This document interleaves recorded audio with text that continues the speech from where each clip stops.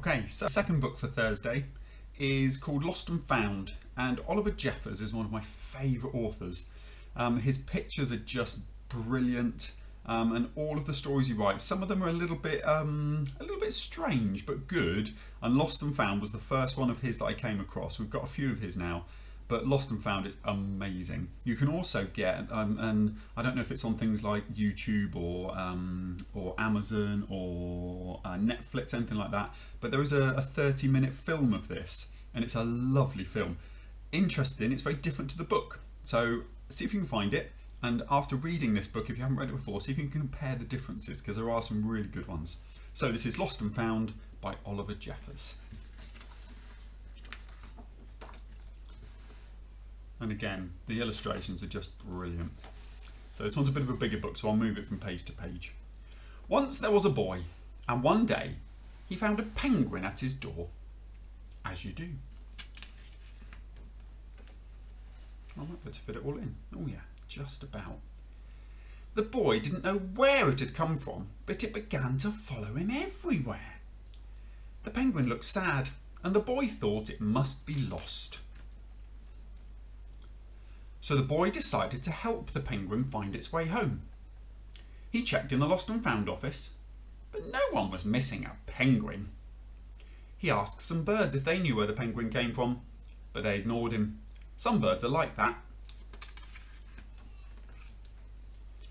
The boy asked his duck, but the duck floated away. He didn't know. That night, the boy couldn't sleep for disappointment. He wanted to help the penguin, but he didn't know how.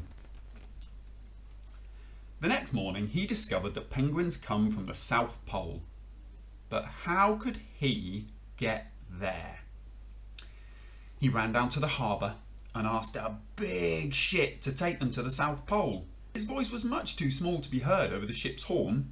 And if you look, there's the little boy and there's the penguin. They're tiny. So together, he and the penguin would row to the South Pole. The boy took his rowboat out of the cupboard and they tested it for size and strength. And this is what I love about these books, is that it's just very ordinary. That it says, oh yeah, the boy took his rowboat out of the cupboard.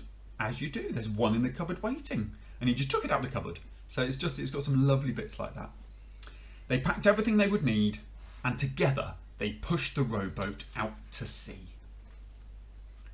They rowed south for many days and nights, with the boy telling stories all the way. The penguin listened to everything that the boy said. They floated through good weather and bad, when the waves were as big as mountains, until they came to the South Pole. The boy was delighted, but the penguin said nothing. Suddenly it looked sad again as the boy helped it out of the boat. And I bet you didn't know there was a sign that's all brightly lit up that says, "Welcome to the South Pole," at the South Pole. The boy said goodbye and floated away. But as he looked back, the penguin looked sadder than ever.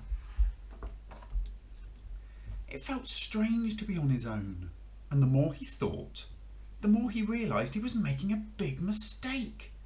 The penguin was lost. He was just lonely.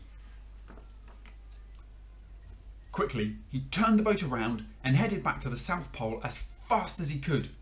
Look, they've missed each other. Ah.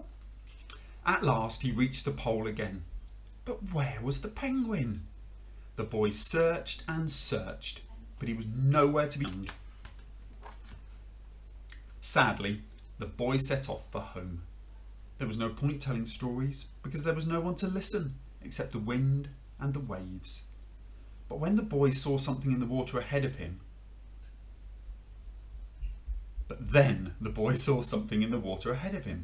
Closer and closer he got until he could see